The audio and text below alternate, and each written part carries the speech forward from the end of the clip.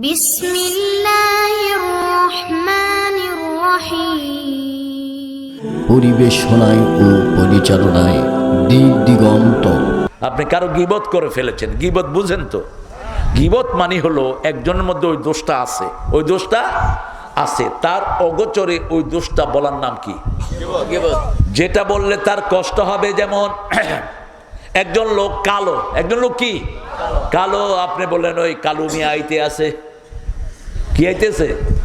কালু মিয়া আইতে আছে। যেমন ইংল্যান্ড আমেরিকাতে বাংলাদেশিরা কালোদেরকে কালু ভাই, কালু ভাই।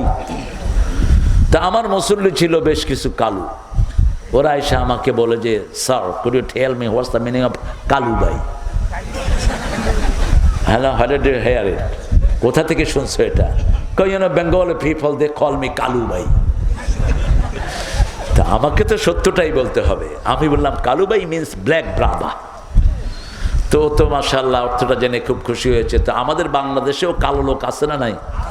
তো যে ওরে কালো কইছে হেও কালো, তো বলতেছি ইউ আর মোর কালু ভাই দেন মি, তুই আমার চেয়ে বড় কালু ভাই, তুই আমারে কালু ভাই কস কেন? একই কথা বলেছে বেলাল রাদিয়াল্লাহু আনহু। একজন সাহাবী বলছে এই কালো মায়ের সন্তান কোথায় পেয়েছি? জান্নাতে পেয়েছি। সেই বেলাল বিচার দিলেন ইয়া রাসূলুল্লাহ, আমার মাকে তো আমি বানাই নাই, মাকে বানাইছে কে? এ বলছে আমার তুমি ছাড়তে পারো নাই, তোমার মধ্যে মূর্খতা আছে। কি আছে? ইয়া রাসূলুল্লাহ আমি কি করেছি? তুমি বেলালকে কি বলেছো? ইয়া রাসূলুল্লাহ বেলাল কালো, আমি বলেছি কালো মায়ের সন্তান। বলছে বেলালের মনে খুব ব্যথা। এবার সাহাবী সেজদায় পড়লেন, সেজদায় পড়ে বলছেন বেলাল যতক্ষণ কালো পা দিয়ে আমার গর্দানে পা না দিবে আমি উঠবো না। কি বিনয় দেখেন, সাহাবীদের মনটা কত বড় ছিল। তিনি বলছেন বেলাল আমি কেন এই কথাটা তোমাকে বললাম, তুমি ওই কালো পা দিয়ে আমার গর্দানে পাড়া দাও। মুসলমান কি সে কাজ করতে পারে? বেলাল তাকে উঠিয়ে বুকে জড়িয়ে ধরেছে, বলছে ভাই আমিও মাফ করে দিলাম, আল্লাহও যেন মাফ করে দেয়। কিন্তু 5 জায়গায় গীবত করা ফরজ। কথা বুঝতে পারিনি? দোষ বলা কি 5 জায়গায় কি ফরজ। ডাক্তারের কাছে দোষ বলা কি বলেন? কথা কর না কেন? ফরজ। দোষ না বললে ডাক্তারের কবে আইসত কিনতে, কি জন্য আইসত কর? বিচারকের কাছে দোষ বলতে হবে। কার কাছে? বিচারকের কাছে।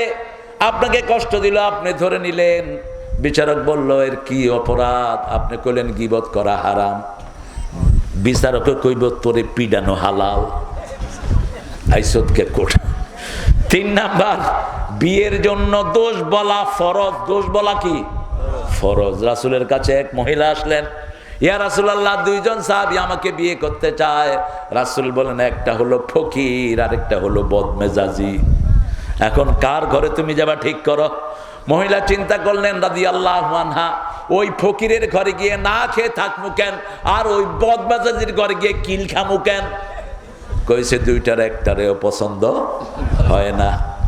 আমাদের দেশে যেই ভুলটা হয়, ছেলে মেয়ে দেখতে আসে, মেয়ের খবর নেয় প্রতিবেশী থেকে, কয় মেয়ে তো না, একদম রাবেয়া বসরির ছোট বোন। আসলে সারাদিন ওই মেয়ে ঢ্যাং ঢ্যাং করে বেড়ায়, ঠিক না ঠিক? ওই মেয়ে বিড়িও খায়, এরকম মেয়ে আছে না নাই? আপনি কয়ে দিলেন রাবেয়া বসরির ছোট বোন, কারণ গীবত করা কি? গীবত করা কি? আপনি হেরে ধরে রাখছেন। কিন্তু বিয়ের আসরে গীবত ফরজ। আপনি তার দোষ বলে দিবেন, আসল চিত্রটা বলে দিবেন। যদি সম্পর্ক হয় হবে, না হয় না হবে। একটা ফ্যামিলি তো বাঁচবে, ঠিক না বেটি? কত পরিবার ভেঙে যাচ্ছে। আবার ছেলে হলো একদম নষ্টের হাড্ডি, সারাদিন গাঁজা খায়, এরকম পোলাপান নাই অবশ্য? হ্যাঁ, গাঁজাখোর বাড়ছে না কমছে? চেয়ারম্যান সাহেব গাঁজাখোর আছে কেমন এলাকা? গাঁজাখোর কেমন আছে? টুকিটাকি আলহামদুলিল্লাহ। এটাও সারায় দেন। গাঁজা যেগুলো বেচে জেলখানায় ঢুকায় দেন। ইয়াবার ব্যবসা যেগুলো করে হাত পা ছেঁচে দেন। আপনার এলাকা যেন এটা মুক্ত হয়, আল্লাহ কবুল করুন। এখন ছেলে দেখতে আসছে, বলে ভাই এই ছেলেটার সাথে আমার মেয়ের সম্বন্ধ হবে। ছেলেটা কেমন? কয় আব্দুল কাদের জিলানীর ছোট ভাই। আসলে 1 ওয়াক্ত নামাজও পড়ে না, গাঁজা খায়, সারা জীবন বাজে অভ্যাস করে, মাঝে মধ্যে ঘরে মারধরও করে। আপনি বলে দিলেন, এই জন্য আসল চিত্রটা বলে দিবেন। কয় জায়গা হলো? কয় জায়গা? 3 জায়গা হলো। চতুর্থ জায়গা, ওস্তাদের কাছে ছাত্রের দোষ বলে দিবেন, আমার এই ছেলের এই এই দোষ আছে, আপনি একটু দেখবেন যাতে একটু শোধরানো যায়। ঠিক না বেটি? পিতামাতার কাছে বিচার নিয়ে আসলেন সন্তানের, একটা ছেলের বিচার নিয়ে আসলেন, ছেলে শুধু মানুষকে মারে, ওটা ছিঁড়ে ওটা ছিঁড়ে, এগুলো বলা তার দোষ, এগুলো বলা, এগুলো কি?